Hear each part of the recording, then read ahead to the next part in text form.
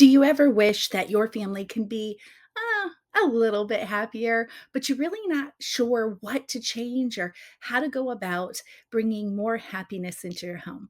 If that's the case, today's episode will help you move forward in that decision. The big question is this: how are Christian parents like us, who are arming ourselves against the influences of this world, how do we influence our kids to carry our faith into adulthood? That is the question, and this show will give you the answers. My name is Dolly Freeman, and welcome to Influencing Your Kids.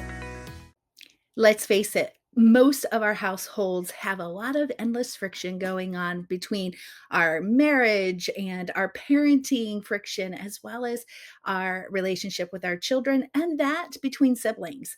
If you are not intentionally and consistently working towards creating a happier household, I guarantee you, you are really chipping away at your joy for the things that life demands us, and it can bring you down really quickly.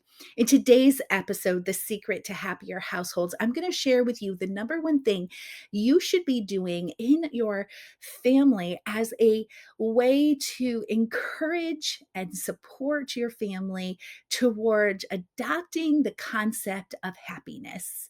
Now, before I get started into that, I want to talk to you a little bit about this thing called happy. Happy is the thing that we all seek and long for. It's not just about our marriage, our parenting, our relationship with our children, or even our own life.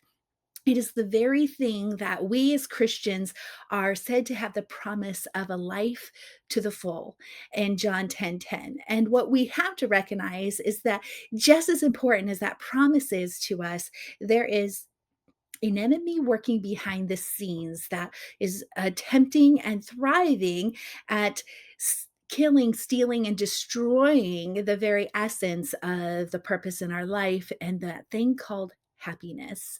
And so I want to talk to you a little bit about how brands have used happy to actually sell their product and how important it is for us as parents to recognize how important it is for us to sell happiness to our children and how important it is for us to search and seek and find happiness in our marriage. Now, in order for us to do that, we have to first recognize that influences are the very things that are robbing us from this happiness. Now, allow me to be a little transparent with you here. In the early years of our marriage, I did not work after I became pregnant because we had a miscarriage, and my husband and I really wanted to make sure that we brought this baby into our family safe and sound. And so my thoughts were, let me stay home and get some of the rest. And what I found is that I got bored really quick. I was reading 800-page books each day. I was rearranging our home like crazy. We did not have a television when we first got married for the first couple of years. And then my husband decided, let's get a television, not because his wife was bored, but because he grew up without one and we enjoyed movies from time to time. So we brought a television in. The interesting thing is that before I knew it, I became to develop this habit that which I saw my mom do when I was a little girl, and that was watch afternoon soap operas. You might know what I'm talking about, but I ended up finding myself getting into this place where romance was filling my mind and was influencing me and changing the character, the development, and the behavior because of the thought lives. I was thinking, why couldn't my husband treat me this way? Why doesn't my husband do these things for me? Why doesn't my life look like this? And before I knew it, it began to chip away a little at a time. Now I began to realize the the dangers of what was going on around the time I had decided to homeschool our first child in kindergarten. Now, when I came to that point, I also knew that in order for me to break a habit, I had to put something in its place. So for me, it was is if I fill my morning with homeschooling, my afternoon hours cannot be filled frivolously in front of television because I'll then have laundry to do then instead in the morning. I would then have my dinner preps in the afternoon instead of the morning. And so my life took a change of behavior. And next thing you know, I was able to quit that cold turkey. But the problem was those influences in my mind actually was chipping away from the happiness in my home. Even though I had stopped doing those things, those thoughts, those desires were still rooted in my mind and in my heart that it took me a good long while. When I'm talking good long while, I'm talking years to recognize is the damage I had done to my relationships and how unhappy I was. I felt like when I was in public or even in front of my husband, that I was wearing this fake mask on front. You might know what I'm talking about at a masquerade party. You know, those things you just wear around and everybody accepts it. The real you is hidden behind this mask. And what I found is that when I got home, that mask came down and that I was real with my unhappiness. And before I knew it, I had lost my joy in not only my marriage, but in parenting. And I was literally living the life of my dreams. I always wanted to be the wife and the mother. And the homeschooling desire was rooted really quick in me, not because of um, everyone around me was homeschooling, but I loved the philosophy of what homeschooling could do for us. And I was like, why not? Why not do this? And so as we started out, I realized that I was going through the motions of my life, that I really was lacking any type of happiness. And I remember one day sharing with a group of close friends. We were together in my living room, and I'll never forget the time that I was explaining what I was going through and how I was seeking in the Bible. And I was noticing that everything in the Bible, when it talks about joy, talks about shout for joy. And in that, it's an action. It's where we're actually doing something. It's a behavior that brings forth something. And that I remember when I shared it, one friend in particular said, "Are you sure you're not depressed?" Well, that kind of hit me like a bricks, a ton of bricks. And so I went and researched depression. What is depression? And quickly I recognized I was not depressed, but I may have been on the path to depression, if that makes sense to you. And it all started because my joy was being chipped away by my inner thoughts, not because my husband was doing the wrong things. He was doing the right things, the things that made me fall in love with him. It was the fact that because he wasn't doing things that I wanted based on other influences, that he no longer was satisfying me for whatever reason. And our children were not those perfectly behaved children that I was beginning to feel all homeschooling families had. And I wasn't seeing the real life in anyone being shared. And so little by little, those those expectations were things that were driving me further and further away from my joy. And so in that time of recognizing the influences and how it was changing and affecting my character, my development and behavior, I began to then say, no, I've got to change things in order to get my joy back. I love laughter. In fact, I tell everyone I'm addicted to laughter. Always have been. In fact, when my husband and I were first dating, he asked me, "Are you ever serious?" He probably regrets asking that question now, but that's because I love to laugh. I love laughter and I seek it out. So when I recognized that in order for me to have that joy, I must shout for joy, I began to put my music on. I began to sing all hours of the day. I wouldn't do my chores without music on. And my children to this day love listening to music while they do chores because they were influenced by my own decisions.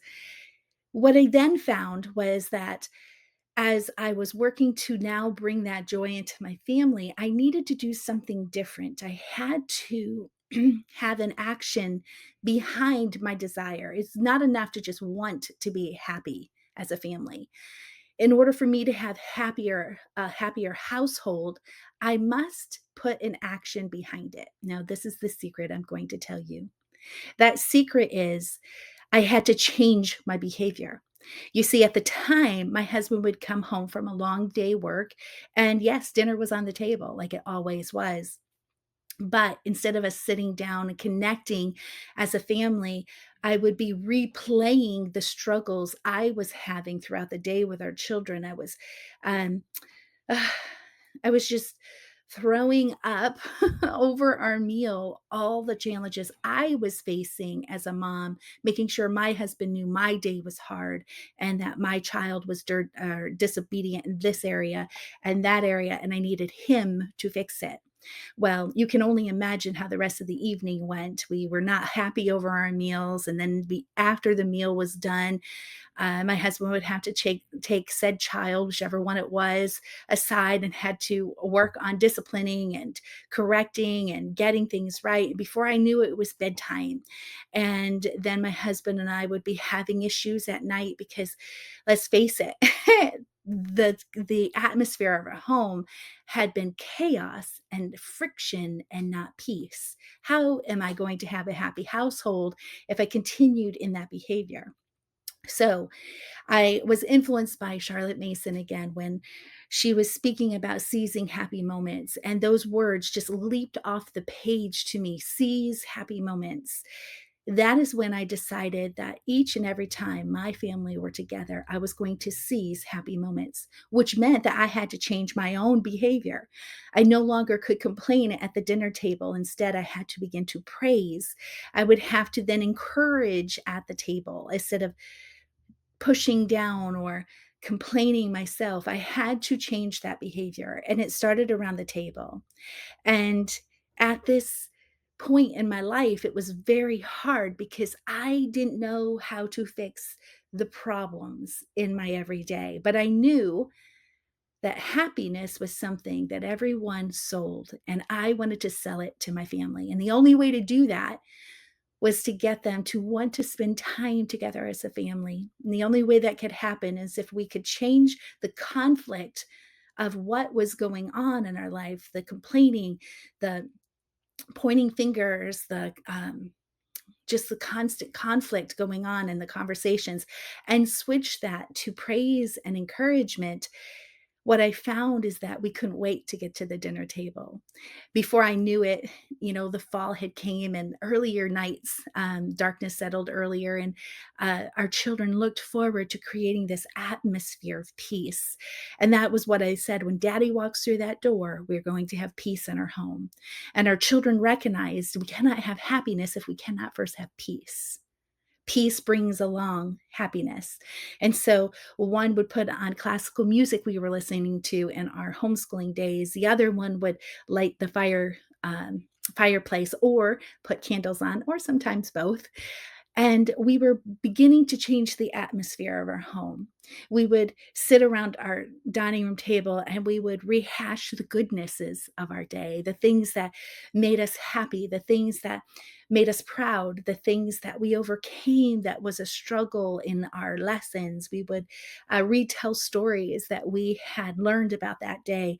And before I knew it, this one action of seizing happy moments at the dinner table began to change in a big way our family. We began to then have better relationships. And wouldn't you know it, that one action poured out in the rest of our days. Our children began to seek ways to find mommy encouraging and praising them at the dinner table in front of their papa, in front of their daddy, and helping them to understand that these changes, this one action of seizing happy moments actually flooded our home and made a huge difference in the friction that we were having in our minds and in our marriage and in our parenting and in our relationships with our children and with each other as siblings. I want to encourage you to take time today to figure out how to seize happy moments that can flood into your day. I'll see you in the next episode. Thank you for listening to Influencing Your Kids.